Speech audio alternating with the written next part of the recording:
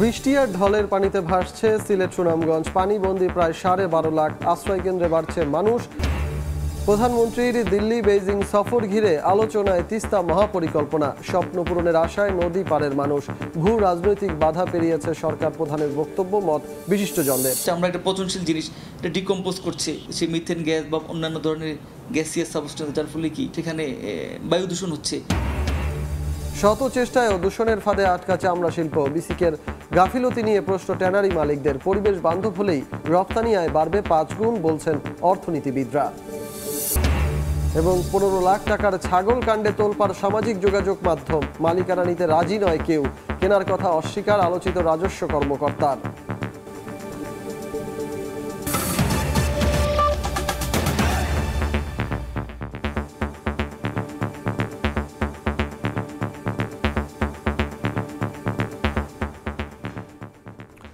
সময় সংবাদের সঙ্গে আছি আমি সজল মিত্র রিচার্ড। বন্যা পরিস্থিতির সবশেষ খবর জানাতে সিলেটের কোম্পানিগঞ্জ উপজেলায় আছেন আমাদের সহকর্মী ইকরামুল কবির এবং সুনামগঞ্জ সদর উপজেলার লালপুরে আছেন হিমাদ্রি শেখর ভদ্র। শুরুতেই যাচ্ছি ইকরামের কাছে। ইকরাম, আমি এই মুহূর্তে আছি সিলেটের কোম্পানিগঞ্জ উপজেলা শহরে, একেবারে যেটাকে থানা বাজার বলে সদর। আমার পিছনে 3টি শিক্ষা প্রতিষ্ঠান রয়েছে। পিছনে রয়েছে সরকারি প্রাথমিক বিদ্যালয়, কোম্পানিগঞ্জ সদর উপজেলা সরকারি প্রাথমিক বিদ্যালয়, এবং মাঝে রয়েছে কোম্পানিগঞ্জ সদর উচ্চ বিদ্যালয়, এবং তার পাশেই রয়েছে জামিয়া রহমানিয়া মাদ্রাসা। এই 3টি শিক্ষা প্রতিষ্ঠানে যে কয়টি ভবন আছে সব কয়টি ভবন কিন্তু এখন পানির নিচে, এবং এই 3টি ভবনই কিন্তু আশ্রয় কেন্দ্র খোলা হয়েছে।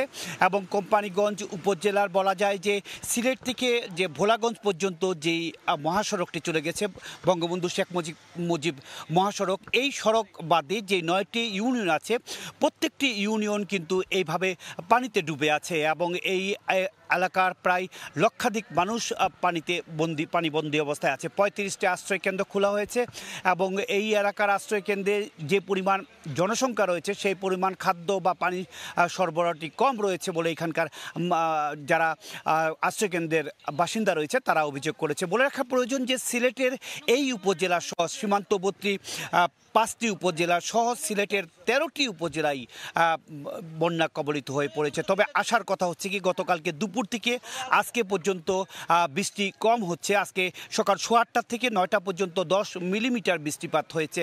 তার আগে গতকাল সকালে বেশ রৌদ্র ছিল, তার কারণেই বলা যায় যে সুরমা নদী পানিও কিছুটা কমে গিয়েছে। সকালে যেটুকু কমেছিল এই মুহূর্তে আরও কমে গিয়েছে। বলা যায় আজকে যদি বৃষ্টি না হয়, আবহাওয়া অফিস বা পানি উন্নয়ন বোর্ড যেটি বলছে আজকে যদি বৃষ্টি না হয় তাহলে এই যে সিলেটের বন্যা পরিস্থিতি অনেকটা উন্নতি হবে। কারণ হচ্ছে গিয়ে উজান বা ভারতের যে চেরাপুঞ্জি বা এই সমস্ত এলাকার যেই বৃষ্টি, সেই বৃষ্টি অনেকটা কমে গেছে। গতকালকে তেমন বৃষ্টিপাত হয়নি। আমাদের সিলেটের, বিশেষ করে সিলেটের কান্না বা সিলেটের কষ্ট হচ্ছে গিয়ে যেই ভারতের যে বৃষ্টিগুলো, সেই বৃষ্টিগুলো এসে সিলেটে বন্যা কবলিত করে ফেলে। এদিকে সিলেটের জেলা প্রশাসক শেখ রাসেল হাসান আমাকে জানিয়েছে 656টি আশ্রয় কেন্দ্রে প্রায় 20,000 মানুষ আশ্রয় নিয়েছে। তার মধ্যে 80টি আশ্রয় কেন্দ্র রয়েছে সিলেট সিটি কর্পোরেশন এলাকায়। সব কিছু মিলে প্রশাসনের পক্ষ থেকে চেষ্টা চালানো হয়েছে। 28 লক্ষ টাকা বরাদ্দ করা হয়েছে, এবং প্রায় 600 মেট্রিক টন চাল হ্যান্ডওভার করা হয়েছে। সব কিছু মিলে এই বানবাসী মানুষদের পাশে এসে প্রশাসন দাঁড়িয়েছে। তাদের রক্ষায় মন্ত্রীরা আসছেন, বিভিন্ন সিটি কর্পোরেশন মেয়র সহ বিভিন্ন জনপ্রতিনিধিরা আছে। মোটামুটি এ ছিল সিলেটে যে বন্যা কবলিত হয়ে পড়েছে বিভিন্ন জায়গা, তার সবশেষ খবর। এবার আমি চলে যাচ্ছি সুনামগঞ্জের খবর জানার জন্য। সেখানে রয়েছেন আমাদের সহকর্মী হিমাদ্রি শেখর ভদ্র, তিনি জানাচ্ছেন সেখানকার খবর। আমি আছি সুনামগঞ্জ শহরের লালপুর এলাকায়। এখানে প্রধান রাস্তাটি 4টি গ্রামের, অর্থাৎ লালপুর, রাধানগর, বৈঠাখালী, বরঘাট, এই 4টি গ্রামের চলাচলের একমাত্র রাস্তাটি দিয়েই এখন সুরমা নদীর পাহাড়ি ঢল প্রবাহিত হচ্ছে। এবং আমরা কথা বলেছিলাম এখানকার লোকজনের সাথে, তারা জানিয়েছেন যে এই যে লালপুর, কুতুবপুর, রাধানগর সহ বরঘাট সহ প্রত্যেকটা বাড়িতেই পানি আছে, এবং এরকমভাবেই পাহাড়ি ঢল প্রবাহিত হচ্ছে। পাহাড়ি ঢলে প্লাবিত হচ্ছে লোকালয় থেকে শুরু করে রাস্তাঘাট সমস্ত কিছু। এখানে আপনাকে যদি ঢলে ঢলের পরিস্থিতিটা দেখায়। এভাবে পাহাড়ি ঢলগুলি প্রত্যেকটি গ্রামের উপর দিয়ে যাচ্ছে, প্রত্যেকটি হাওরের উপর দিয়ে এভাবেই পাহাড়ি ঢল হু করে যাচ্ছে এবং লোকালয়ের পানি বাড়ছে। আমরা কথা বলেছিলাম এখানকার লোকজনের সাথে, তারা জানিয়েছেন যে গেল 3 দিন যাবৎ এখানে রাতে বৃষ্টিপাত হয় না, কিন্তু সকাল থেকে বৃষ্টিপাত শুরু হয়। আজকেও সকালে বেশ কিছু সময় বৃষ্টিপাত হয়েছে, প্রায় ঘন্টাখানেক বৃষ্টিপাত হয়েছে। এতে নদীর পানি আরেকটু বেড়েছে। অর্থাৎ এখানে যে অবস্থাটা দেখা যাচ্ছে যে এই যে পরিস্থিতি, অর্থাৎ এটা থেকে সহসা বের হওয়ার কোনো উপায় নেই, কারণ পানি উন্নয়ন বোর্ড ইতিমধ্যে আরও 3 দিনের ভারী বর্ষণের পূর্বাভাস জারি করেছে। এটার ফলে আজকে মাত্র একদিন এবং সেই অতি ভয়াবহ বন্যার যে ক্ষণগণনা সেটা আজকে থেকেই শুরু হলো। মানুষজন আপনারা দেখতে পাচ্ছেন যে কীভাবে লোকজন এইভাবে এখান দিয়ে এই রাস্তাটি পেরিয়ে বাজারে যাচ্ছেন এবং বিভিন্ন কাজ করছেন। আমরা কথা বলেছিলাম এই সমস্ত লোকজনের সাথে, তারা জানিয়েছেন যে তারা দীর্ঘ 3 থেকে 4 দিন যাবত এই অবস্থায় আছেন এবং তাদের খাবার দাবার রান্নাবান্না অনেক কিছু বন্ধ হয়ে আটকে আছে এবং তারা জানিয়েছেন যে এইভাবে যদি পানি বৃদ্ধি অব্যাহত থাকে তাহলে তাদের দুর্দশা কখনো কমবে না। আমরা কথা বলেছিলাম এখানকার যে স্থানীয় মানুষ, তারা জানিয়েছেন যে এইভাবে পানি প্রবাহিত হওয়ার ফলে তাদের যে সড়ক, জনপদ, ঘর বাড়ি সমস্ত কিছু তলিয়ে যাচ্ছে। তো এই ছিল সুনামগঞ্জের লালপুর এলাকা থেকে বন্যা পরিস্থিতির সবশেষ খবর। বন্যা পরিস্থিতির সবশেষ খবরাখবর জানাচ্ছিলেন আমাদের সহকর্মীরা, যেটি জানাতে গিয়ে সুনামগঞ্জ থেকে হিমাদ্রি শেখর ভদ্র এবং সিলেটের কোম্পানিগঞ্জ থেকে ইকরামুল কবির যুক্ত হয়েছিলেন আমাদের সঙ্গে। চলে যাচ্ছি পরবর্তী প্রসঙ্গে। প্রধানমন্ত্রীর দিল্লি ও বেইজিং সফরে দ্বিপাক্ষিক বৈঠকে তিস্তা মহাপরিকল্পনা ইস্যু আলোচনার অন্যতম গুরুত্বপূর্ণ বিষয় হতে পারে বলে প্রত্যাশা তিস্তা আন্দোলনের নেতাদের। তাদের মতে তিস্তা নিয়ে নদী পারের মানুষের দীর্ঘ সময়ের যে স্বপ্ন তা এই সফরের মধ্য দিয়ে পূর্ণতা পেতে পারে। একই সঙ্গে সংসদে এই প্রকল্পে চীনা বিনিয়োগ নিয়ে প্রধানমন্ত্রীর বক্তব্য ভূ রাজনৈতিক বাধা ডিঙিয়ে নতুন প্রত্যাশার পালক যুক্ত করেছে বলেও মনে করেন তারা। শাকিল মাহমুদের ক্যামেরায় নাজমুল ইসলাম নিশাতের প্রতিবেদন। দ্বাদশ জাতীয় সংসদ নির্বাচনের আগে ঢাকায় নিযুক্ত চীনের রাষ্ট্রদূত বলেছিলেন, নির্বাচনের পর তিস্তা প্রকল্পের প্রক্রিয়া শুরু হওয়ার বিষয়ে তিনি আশাবাদী। আর নির্বাচনের ঠিক পরপরই পররাষ্ট্রমন্ত্রী হাসান মাহমুদের সাথে হওয়া এক বৈঠকের পর চীনের রাষ্ট্রদূত সাংবাদিকদের জানান, বাংলাদেশ চাইলে তিস্তা প্রকল্পের কাজ শুরু করার বিষয়ে চীন তৈরি আছে। সম্প্রতি সংসদে কুড়িগ্রাম 2 আসনের এমপি হামিদুল হক খন্দকারের এক প্রশ্নের জবাবে প্রধানমন্ত্রী শেখ হাসিনা জানান, চীনের কাছে তিস্তা মহাপরিকল্পনার জন্য ঋণ চাওয়া হয়েছে। আর চীন সরকারের নির্দেশনা মোতাবেক গত বছরের 27 আগস্ট ফিজিবিলিটি স্টাডি রিপোর্ট সংশোধনের প্রস্তাব বাংলাদেশ পানি উন্নয়ন বোর্ডে পাঠিয়েছে। এরই পরিপ্রেক্ষিতে পরবর্তী কার্যক্রম বাস্তবায়ন করা হবে। প্রধানমন্ত্রীর এই বক্তব্যকে খুবই ইতিবাচক হিসেবে দেখছেন অধিকার কর্মীরা। প্রধানমন্ত্রী যখন পার্লামেন্টে বলছে সে আস্থাটা আমাদের আছে, কিন্তু এইটা যেন দীর্ঘায়িত না হয়। অধিকার কর্মীদের প্রত্যাশা, প্রধানমন্ত্রীর কূটনৈতিক তৎপরতার মধ্য দিয়ে দুই দেশের সাথে সম্পর্ক উন্নয়নের মাধ্যমে দীর্ঘদিনের আকাঙ্ক্ষিত তিস্তা মহাপরিকল্পনা বাস্তবায়নের দিকে এগিয়ে যাচ্ছে। আশা করি চীন থেকে ফিরে এসে আগামী শুকনো মৌসুমেই খুব দ্রুততার সঙ্গে এই তিস্তা মহাপরিকল্পনা কাজ শুরু করবেন। গত বছরের 2 আগস্ট রংপুর জেলা স্কুল মাঠে এক জনসভায় প্রধানমন্ত্রী শেখ হাসিনা ঘোষণা দিয়েছিলেন, রংপুরের মানুষের দীর্ঘদিনের দাবি তিস্তা মহাপরিকল্পনা বাস্তবায়ন করবে তার সরকার। আমাদের তিস্তা মহাপরিকল্পনা সেটাও আমরা বাস্তবায়ন করব। নাজমুল ইসলাম নিশাত, সময় সংবাদ, রংপুর।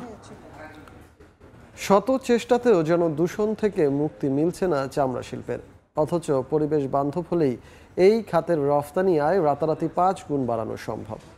অর্থনীতিবিদরা যখন এমন সম্ভাবনার কথা জানাচ্ছেন, তখন সাভার চামড়া নগরীর বেহাল দশার জন্য বিসিকের গাফিলতিকেই দায়ী করছেন পরিবেশবিদ ও ট্যানারি মালিকরা। যদিও বিসিক চেয়ারম্যানের দাবি, দিন দিন ভালো হচ্ছে শিল্পনগরীর পরিবেশ। জিন্নাত আরা যশোয়ার প্রতিবেদন। যেই দূষণ থেকে মুক্তি পেতে রাজধানীর হাজারীবাগ থেকে ট্যানারি গেল সাভারের হেমায়েতপুরে 21 বছরের চেষ্টায় সেখানে কতটা নিশ্চিত হলো পরিবেশের নিরাপত্তা? কত শত পরিকল্পনার ফাঁক গলে এতদিন পরও দেখা যাচ্ছে মন্দের ভালো হিসেবে কঠিন বর্জ্য ফেলা হচ্ছে ট্যানারি এলাকায় নতুন করে খনন করা ভাগাড়ে।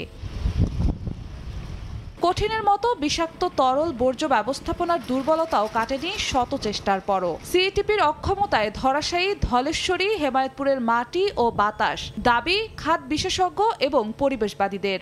আমরা একটা পচনশীল জিনিস, এটা ডিকম্পোজ করে সে মিথেন গ্যাস বা অন্যান্য ধরনের গ্যাসিয়াস সাবস্টেন্স, যার ফলে কি সেখানে বায়ু দূষণ হচ্ছে। পরিশোধনটা যথার্থ হচ্ছে কিনা সেটা পরে আসি, বাকি অর্ধেক তো আমাকে নদীতে ফেলে দিতে হচ্ছে। অনেক স্বপ্ন দেখাইছে, কিন্তু স্বপ্নের কোনো কিছু বাস্তবায়ন না হয় আজকে তলস্বরী অবস্থা। পরিবেশের ওপর চালানো এই অত্যাচারের ফল ঠিকই ভোগ করতে হচ্ছে চামড়া শিল্পকে। মিলছে না LWG সনদ, বিশ্ব বাজার থেকে আসছে না বড় বড় ক্রেতা। ইউরোপিয়ান কান্ট্রির বাজারটা আছে, প্লাস আমেরিকার বাজার আছে, কোরিয়ান বাজার আছে, এই বাজারগুলিতে আমরা অ্যাক্সেস করতে পারছি না। নাজুক অবস্থা স্বীকার করে বিসিকের বর্তমান চেয়ারম্যান বলছেন, চলমান চেষ্টায় আগের চেয়ে ভালো আছে বর্জ্য ব্যবস্থাপনা। 2টা পুকুর খনন করা হয়েছে সলিড ওয়েস্ট ম্যানেজমেন্ট করার জন্য।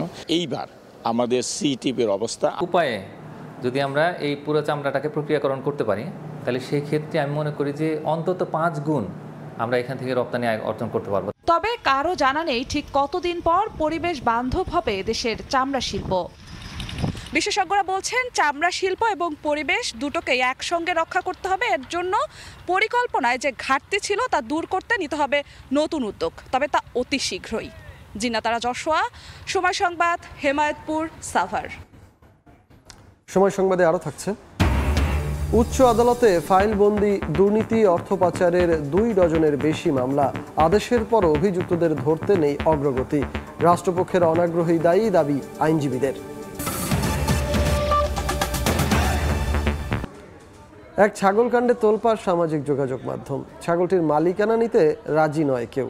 15 লাখ টাকার ছাগলের কেনার সঙ্গে জড়িত রাজস্ব কর্মকর্তা মতিউর রহমান বিষয়টি অস্বীকার করেছেন। ছাগলটির সঙ্গে ভিডিও করে ভাইরাল ইফাত তার ছেলে নয় বলেও দাবি করেছেন। সাদিক এগ্রো বলছে, ছাগলটি কেনার জন্য 1 লাখ টাকা বায়না দিলেও সামাজিক যোগাযোগ মাধ্যমে আলোচিত হওয়ার পর আর কেনেননি তারা। নিবিড় সাহার প্রতিবেদন। কোরবানি শেষ হলেও থামছে না এক ছাগল কাণ্ড। বর্তমান সময়ে সামাজিক যোগাযোগ মাধ্যমে রীতিমতো তোলপাড়।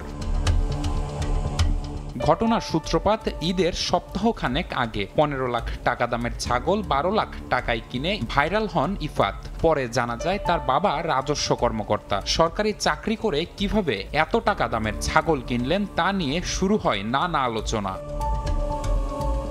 ছাগলকাণ্ডের বিষয়টি জানতে বুধবার ধানমন্ডিতে ইফাতের বাসায় যায় সময় সংবাদ। ধানমন্ডির 8 নম্বর রোডের ইম্পেরিয়াল সুলতানা ভবনের 5ম তলায় থাকেন ইফাত। ইফাতের ফ্ল্যাটে গিয়েও পাওয়া যায়নি তাকে। হেরাই আসলো আবার চলে গেল। কে পরিবারের থেকে? হেরা কয়জন কি এটা তো আমি জানি না। পরিবারের কয়জন, হেরা কয়টা ভাই কয়টা বোন হ্যাঁ তো আমি চিনি না। আচ্ছা, চলে গেছে কবে? কালকে গেছে। এদিকে সন্ধ্যার দিকে টেলিফোনে ইফাত জানান তিনি ছাগলটি কেনেননি। সাদিক এগ্রোর মালিকের কথা মতো শুধু ছাগল কেনার অভিনয় করেছেন। সাদিক এগ্রো যিনি মালিক ইমরান ভাই, উনি আমাকে বলে যে ইফাত, এটা যদি তুমি থাপ্পড় দাও আমার, যেহেতু উনি আমার কাছে, তাই আমি ভাবছি থাপ্পড় দিতেই পারি। তার কথা অনুযায়ী আমি ছবি তুলি খাসিটার সাথে এবং সবাইকে বলি হ্যাঁ আমি খাসিটা কিনছি। আসলে খাসিটা কিন্তু আমি কিনা হয়নি এবং খাসিটা আমার বাসায় বানা হয়নি। সত্যিটা কি? সাদিক এগ্রোতে গিয়ে ছাগলটিকে বাঁধা অবস্থায় দেখা যায়। তারা বলছেন ইফাত ছাগলটি কেনার জন্য 1 লাখ টাকা বায়না দিলেও সামাজিক যোগাযোগ মাধ্যমে আলোচনার পর আর নেননি। এবার সিনে ইফাতের কথিত বাবা রাজস্ব কর্মকর্তা মতিউর রহমান। তার দাবি, ছাগল নিয়ে ভাইরাল হওয়া ইফাত তার ছেলে নন, এমনকি তার কোনো আত্মীয় স্বজনও নন। আমি নিজেও খুব সারপ্রাইজ, এমন ভাবে ট্রোল হচ্ছে যেটা আমার তো ফ্যামিলির জন্য, আমার ছেলে তো জীবনে কোনোদিন মনে করেন গরু কেনা তো দূরে, একটু ডিফারেন্ট টাইপের আর কি। তথ্য বলছে এনবিআর সদস্য মতিউর 2টি বিয়ে করেছেন। প্রথম স্ত্রী তার ক্লাসমেট লায়লা কানিজ। তিনি বর্তমানে নরসিংদীর রায়পুরা উপজেলা পরিষদের চেয়ারম্যান। তাদের এক ছেলে ও এক মেয়ে রয়েছে। অন্যদিকে দ্বিতীয় স্ত্রীর সন্তান মুশফিকুর রহমান ইফাত। ফেসবুকেও তার বাবা মতিউর রহমানের সঙ্গে ইফাতের যুগলবন্দি বেশ কয়েকটি ছবিও পাওয়া গেছে। নিবিড় সাহা, সময় সংবাদ, ঢাকা। দীর্ঘদিন ধরে উচ্চ আদালতে ফাইলবন্দি দুর্নীতি ও অর্থ পাচার সংক্রান্ত অন্তত 2 ডজনের বেশি মামলা। দুদকের আইনজীবী বলছেন, এস আলম বিষয়ে সর্বোচ্চ আদালতের এক আদেশের কারণে মুখ থুবড়ে পড়েছে দুর্নীতি সম্পর্কিত অন্য মামলার শুনানি। কানাডার বেগমপাড়ায় দেশীয় সাহেব কারা করছেন অর্থ পাচার। সুইচ ব্যাংকেই বা আছে কাদের টাকা? 4 বছর আগে এসব তথ্য চেয়েছিল দেশের উচ্চ আদালত। শুনানিও হয় কয়েক দফায়, জমা পড়ে কয়েকটি প্রতিষ্ঠান ও ব্যক্তির নাম। এরপর আর কোনো অগ্রগতি নেই, হয়নি চূড়ান্ত নিষ্পত্তিও। উচ্চ আদালতে এমন প্রায় 2 ডজন দুর্নীতি ও অর্থ পাচার সংক্রান্ত মামলা দীর্ঘদিন ধরেই শুনানির অপেক্ষায়, যার মধ্যে রয়েছে স্বপ্রণোদিত আদেশ ও রিট পিটিশন। কবে শুনানি হবে জানে না কেউ। এমনকি পানামা প্যারাডাইস পেপারে নাম আসা ব্যক্তিদের বিষয়ে তদন্তের কোনো অগ্রগতি নেই। দুর্নীতির বিরুদ্ধে সোচ্চার আইনজীবীরা এর নেপথ্যে তদন্তকারী সংস্থাগুলোর উদাসীনতাকে দেখছেন। তদন্তটি তো আসলে কোর্ট করবেন না, আলটিমেটলি করবেন হচ্ছে BIFU, CID, anti corruption commission, NBR. তালিকাটি প্রাপ্তির পর মাননীয় আদালত পরবর্তীতে নির্দেশ দিয়েছিলেন যেন তাদের বিরুদ্ধে তদন্ত করা হয়। এই 2 বছর বা 2.5 বছর সময়ে তারা কি তদন্ত করলেন এর কোনো অগ্রগতি আমরা এখন পর্যন্ত দেখতে পাই না। যে 2 ডজন দুর্নীতির অভিযোগের তদন্ত থেমে আছে তার অধিকাংশ এসেছিল গণমাধ্যমের রিপোর্ট দেখে স্বপ্রণোদিত হয়ে তদন্তের আদেশ দিয়েছিলেন উচ্চ আদালত। তাহলে কেন নিজের দেয়া আদেশের অগ্রগতি কতটুকু এ বিষয়ে শুনানি করতে এত বিলম্ব? যেসব মামলায় সুমোটো দুদকে না গিয়ে সরাসরি হাইকোর্ট সুমোটো রুল দিয়েছে সেই ব্যাপারে সময় ক্ষেপণ হচ্ছে। আপিল বিভাগ ওই মামলার সূত্র ধরে আরেকটি মামলা ওই ভয়ঙ্কর নভেম্বর সেটার রুলটা খারিজ করে দিয়েছে। তো কারণ কাজেই যেহেতু একটি সুপ্রিম কোর্টের রায় হয়েছে, তো আদালত হাইকোর্ট বিভাগ বুঝে শুনে চিন্তা ভাবনা করে সময় নিয়ে করতে চাচ্ছে। প্রয়োজনে পৃথক বেঞ্চ করে হলেও দুর্নীতির বড় বড় মামলা দ্রুত নিষ্পত্তির দাবি জানিয়েছেন আইনজীবীরা। মাইনুল আহসান, সময় সংবাদ, ঢাকা। দেখছেন সময় সংবাদ। রাজধানীতে আলাদা সড়ক দুর্ঘটনায় 2 ব্যক্তি নিহত হয়েছেন, তবে তাদের নাম পরিচয় জানা যায়নি। পুলিশ জানায় নিহতরা দুজনেই ভবঘুরে। ভোরে পুরানা পল্টনের রোড ডিভাইডারের ওপর ঘুমিয়েছিলেন 32 বছর বয়সী অজ্ঞাত পরিচয়ের যুবক। এ সময় একটি ট্রাক তার উপর উঠিয়ে দেয়, এতে ঘটনাস্থলেই নিহত হন তিনি। অপরদিকে যাত্রাবাড়ি মেয়র হানি ফ্লাইওভারের ব্রিজের ওপর গাড়ির ধাক্কায় নিহত হন 38 বছর বয়সী ব্যক্তি। সুপার 8-এ প্রথম ম্যাচে অস্ট্রেলিয়ার বিপক্ষে মাঠে নামার আগে অ্যান্টিগার কালিস ক্রিকেট গ্রাউন্ডে অনুশীলন করেছে বাংলাদেশ। স্থানীয় সময় সকাল 10:30টায় নিজেদের ঝালিয়ে নিয়েছে টাইগাররা। দলের সহ-অধিনায়ক তাসকিন আহমেদ ছাড়া সবাই অনুশীলন করেছেন।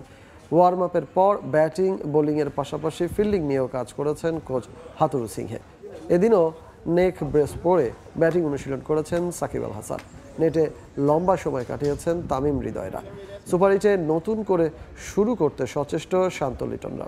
কলেজ ক্রিকেট গ্রাউন্ডে উইকেট আনইভেন হওয়ায় পেসারদের খেলেননি ব্যাটাররা। অস্ট্রেলিয়ার বিপক্ষে একাদশে পরিবর্তনের আভাস। অনুশীলনে আলাদা করে নজরে এসেছে শেখ মেহেদী। লম্বা সময় ব্যাট বল হাতে ঘাম ছড়িয়েছেন। এ পর্যায়ে শীর্ষ সংবাদগুলো জানিয়ে দিচ্ছি আরেকবার।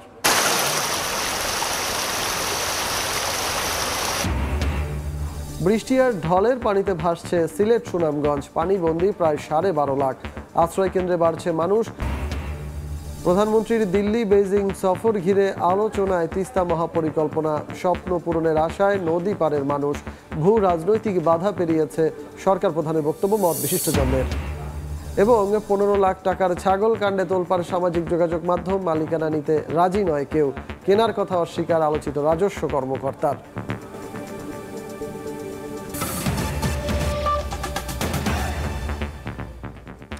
এই ছিল সময় সংবাদে। এ সময়ের বাণিজ্য নিয়ে ফিরছি কিছুক্ষণ পর। আমি নিজেই, সঙ্গেই থাকুন সময়ের।